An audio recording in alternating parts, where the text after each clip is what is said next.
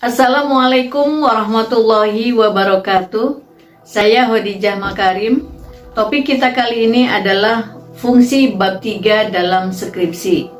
Teman-teman sekalian, pada kali ini saya ingin membantu teman-teman untuk memberikan gambaran apa saja yang harus ada di dalam bab 3, yaitu metodologi penelitian.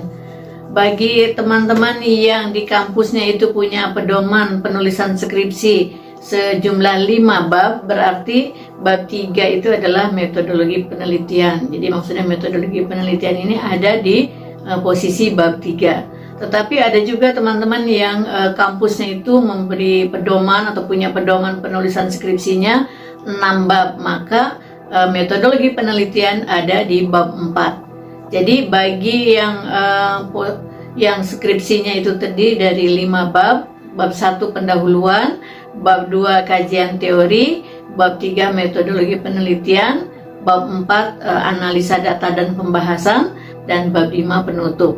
Sedangkan bagi teman-teman yang menulis skripsi dengan sistematika 6 bab, bab 1 pendahuluan, bab 2 kajian teori, bab 3 kerangka berpikir, bab 4 metodologi penelitian, dan kemudian bab 5 analisa data dan pembahasan, lalu diakhiri dengan bab 6 penutup, yaitu kesimpulan dan saran.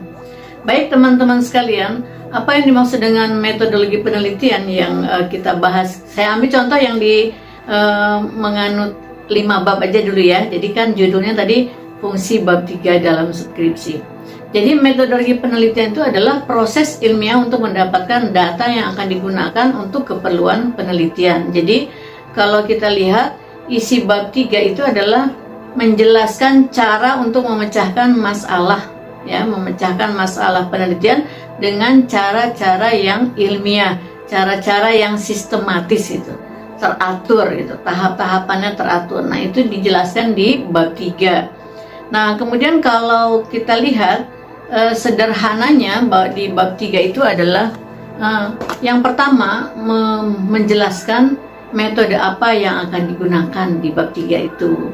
Kemudian juga dengan cara apa penelitian itu akan dilaksanakan. Nah, jadi misalnya akan menggunakan metode kualitatif, kuantitatif, ataupun deskriptif, misalkan itu dijelaskan. Ya, jadi kalau misalnya mau menjelaskan metode itu, jelaskanlah dengan sejelas mungkin, karena di dalam bab 3 itu sesungguhnya adalah jantungnya penelitian, ruhnya penelitian. Kemudian apa gunanya bab 3? Itu adalah yang pertama, mempermudah pekerjaan peneliti. Jadi kalau kita gambarkan apa tahap-tahapan yang ada di bab 3, maka itu akan mempermudah peneliti, mempermudah pekerjaan penelitian. Yang kedua adalah gunanya untuk memperoleh data yang objektif dan valid. Jadi kalau rencananya yang di bab 3 itu kamu kemukakan dengan rencana penelitian itu dikemukakan dengan sistematis dan sangat mendetail apa yang akan dilakukan, prosedur yang akan dilalui, tahap-tahapannya seperti apa, maka perolehan data yang objektif dan valid insya Allah itu akan didapatkan. Kemudian yang ketiga adalah memecahkan masalah penelitian yang telah dirumuskan di bab 1. Itu gunanya ya. Jadi di dalam bab 3 itu tidak bisa kita menjelaskan sesuatu itu secara garis besar, tetapi harus sedetail mungkin, sehingga kalau kamu bimbingan membawa proposal penelitian itu kepada pembimbing itu akan melihat, oh ini pekerjaannya, akan terlihat apa yang akan kamu kerjakan. Kemudian di dalam bab 3 itu juga harus dijelaskan tentang waktu. Waktu penelitian itu akan dilaksanakannya seperti apa, berapa lama dan bagaimana pembagian waktunya. Nah, biasanya mahasiswa itu menuliskan secara garis besar. Misalnya begini, penelitian akan dilaksanakan selama 3 bulan, yaitu sejak Januari sampai dengan Maret. Januari, Februari, Maret tahun 2019 misalnya, atau tahun 2020. Itu kan masih umum. Atau penelitian dilaksanakan selama 2 bulan, April dan Mei, gitu ya, tahun 2020 misalnya. Itu juga masih terlalu umum. Nah, padahal di dalam proses penelitian itu yang namanya penelitian itu bukan hanya pengambilan data. Mungkin maksudnya teman-teman mahasiswa yang menuliskan seperti tadi itu 2 bulan itu adalah pengambilan data. Jadi bagaimana kamu menulis proposal, kapan revisi, kapan kemudian menulis membuat kuesioner, kapan revisi kuesioner, kapan uji coba alat ukur atau kuesioner tadi, kapan menganalisis uji coba tadi, mana yang valid, mana yang reliable dan sebagainya, mana yang tidak valid dan sebagainya, itu harus dijelaskan kan di dalam proses penelitian ya. Jadi sebaiknya di dalam menuliskan waktu kamu buat dari mulai proses penulisan proposal, disebutnya biasanya persiapan ya. Kemudian yang kedua pembuatan kuesioner, alat ukur, lalu revisinya kapan, lalu pengukuran uji coba alat ukur, barulah masuk ke penelitian, yaitu langsung ke respondennya.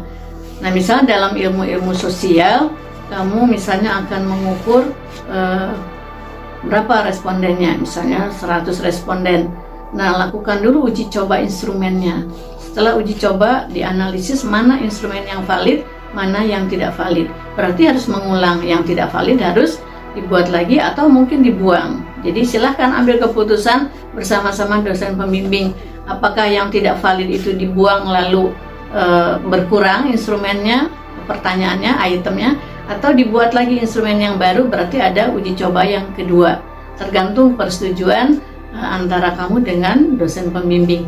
Nah, itu dijelaskan di dalam bab 3. Jadi kelihatan gambaran pekerjaanmu gitu.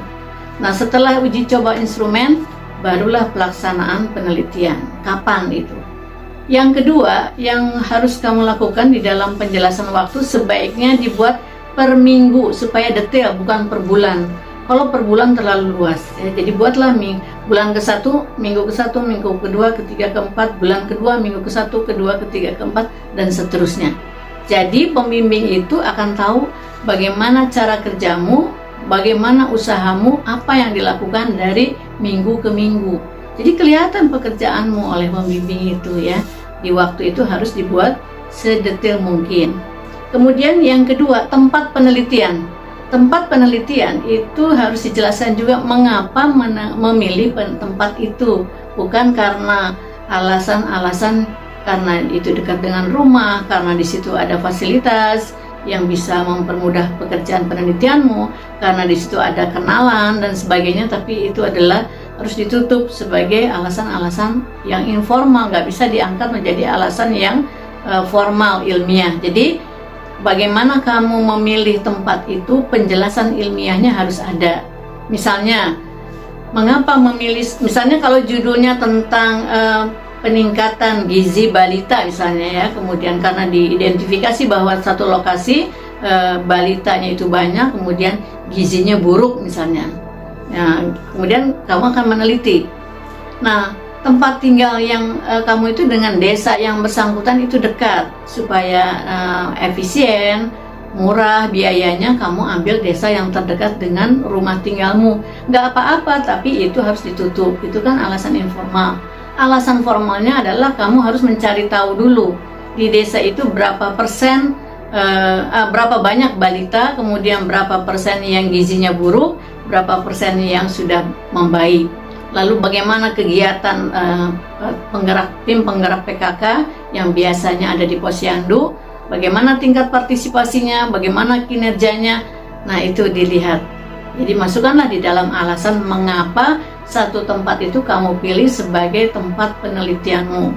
Jadi saya garis bawahi, penjelasannya harus ilmiah, bukan penjelasan yang informal hanya karena dekat dengan lokasi tempat tinggalmu. Kemudian yang berikutnya di bab 3 itu juga harus dijelaskan populasi dan sampel. Bagaimana cara mengambil sampelnya itu harus dijelaskan. Dan yang berikutnya adalah penggunaan ataupun pemanfaatan teknik penelitian yang akan digunakan untuk mengukur semua komponen atau variabel dari penelitianmu.